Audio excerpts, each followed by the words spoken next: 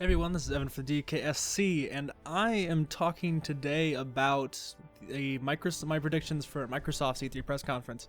I don't have many predictions. I'm just sticking to 3 per conference.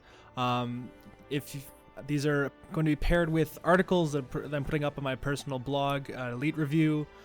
There will be a link in the description. Bethesda's article went up yesterday, and I didn't really have any predictions for them because, quite frankly, there's nothing big I really expect from them. I mean, we know that they're gonna have their big games. We know they're gonna have Fallout 4. We know they're gonna have Doom. We know they're gonna have Battle Cry. And then they're going to talk about Elder Scrolls Online because they can. And then after that, the only real thing that they have left to announce, they have one studio that isn't working on anything right now, or at least we don't know what they're working on, and that is the guys that made Dishonored. So, yeah, the only prediction I could possibly make for them is that Dishonored 2 or Dishonored Remastered, whatever it is going to come out for the new systems. So that's Bethesda. I want to talk about Microsoft today. There isn't too much I can really make for Microsoft. I mean, we know all the big titles are going to have, so it was actually a tiny bit hard to even come up with the third, which is prediction that I'm going to make, which is going to be the first one that I talk about here. But yeah, the first prediction for Microsoft is that we get Age of Empires for Xbox One. And you know, I'm kind of even iffy on this one because I mean, I can believe that Microsoft is going to make an Age of Empires game because they own the rights to it. I just don't know if it'll be for consoles. I just needed a third one, and this is the best I could do. Decisive Games is a new studio that Microsoft owns, and there's rumors that they're working on a new strategy game from a franchise that is well known and well respected, which basically limits it to Age of Empires or Rise of Nations, and because I'm assuming they'd call their own franchise as well respected, probably Halo Wars. And if it's Halo Wars, then yeah, that's definitely coming to Xbox One. But on the other hand, they might try to push those the other 2 possible games, Age of Empires or Rise of Nations, onto Xbox One as well. And so that's that prediction. May or may not happen. Probably won't happen. But I needed something. So number 2 is Banjo 3 announced from Rare, or at least some. That might not be the title, but hey, they've been hinting at that for who knows how long. The people that aren't there probably won't be able to make it because they're at Playtonic Games now. And what I think happened is that Microsoft saw how big of a splash that Kickstarter made, and I think they're ready to really push a new Banjo-Kazooie game, and I think that they probably were working on it. If anyone's been paying attention to Microsoft or Phil Spencer, when asked if he wouldn't mind seeing Banjo-Kazooie in Smash Bros., his answer was, oh yeah, of course, he'd love to see that.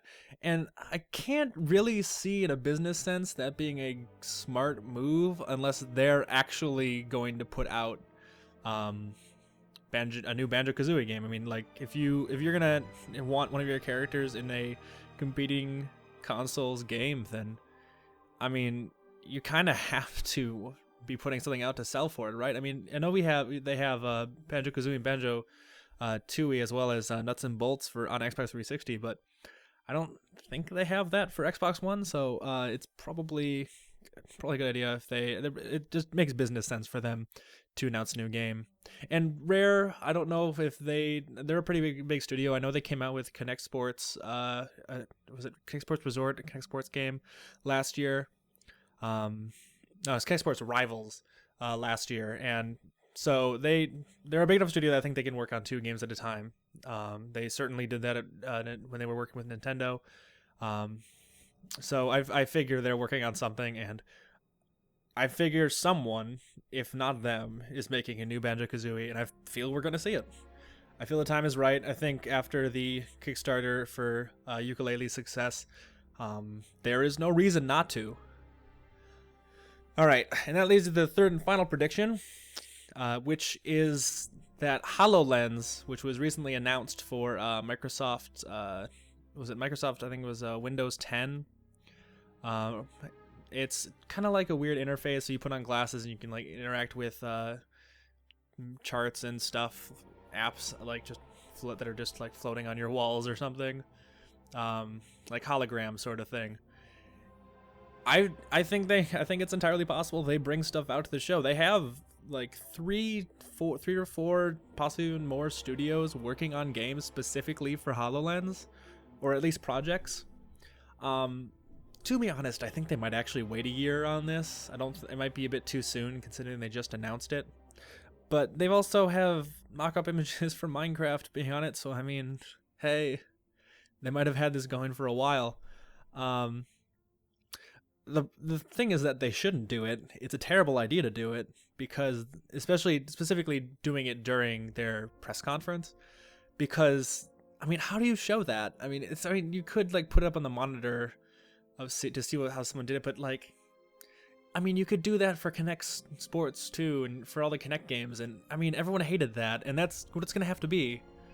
Like, if they show off HoloLens at the press conference, it is going to be one of those long, drawn-out, and annoying segments that we had with Kinect for several years.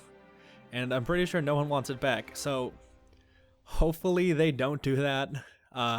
Even if they bring HoloLens to the show.